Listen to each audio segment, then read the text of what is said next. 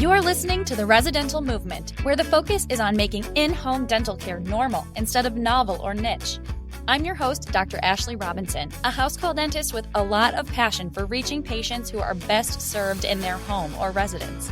I'm here to encourage, equip, and empower dentists like you to begin offering in-home dental services for patients who cannot get to the office, while also enjoying a more balanced work life. We discuss everything from dentistry, business, ethics, mindset, and more. Listen in to learn how you can become a part of the residential movement. Hello there. I'm very excited to talk to you today. A listener recently asked me how to measure the demand for house call dentistry in her region before she gets started with her dental house call practice. I wanted to share my answer to her with you too, but I have to warn you, you may not like it. The answer is, I don't know. I started AccommoDental, my house call practice, on a mission. And starting my practice was the only way that I could begin to offer house calls in my community. So unlike most dentists who start practices with consultants and data, I just started and figured out the economics as I went. I'm not saying that that's wise. That was just my experience. So even though I didn't understand the demand for house calls when I was getting started with my practice, I could clearly see the need. And now need and demand are not the same thing. Demand is an economic term that asks how many people are seeking a service. Maybe people near you are just searching for a dental house call like crazy, but most likely there could be a very low demand in your region. Maybe 0 people are looking for a house call dentist because they don't even know that that service can exist. And now, even if the demand is low, whatever the demand in your area is, I don't think it really matters because there is most likely a tremendous need. There are currently 4 million American adults who could be described as homebound. These people have special needs, cognitive impairment, limited mobility. Maybe they have autoimmune disorders or dementia or extreme anxiety. That 4 million figure doesn't even account for all of the children with these same conditions. You probably know and even love someone who falls into one or more of these categories. And the American population is only getting older. I mean, there's 1 in 6 of us are over the age of 65.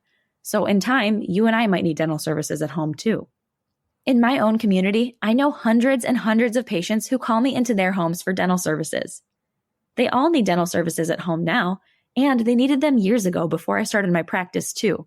But years ago, were all of my patients just up in arms demanding in-home dental services? I really don't think so. Years ago, were we all demanding high-quality podcasts when the iPad first came out? Absolutely not. We didn't even know that that was possible. Now, when there's a need that you begin to fill, the demand can follow. This is the blue ocean strategy that we discussed in episode 3. So I don't know how to measure demand in your region, and I'm not sure that I really recommend spending your time figuring it out. Instead, look at trends of the needs in your region. How many people suffer from certain medical conditions like MS or dementia? How old is the population in your area? Look into things like that. There are absolutely ways to assess the need.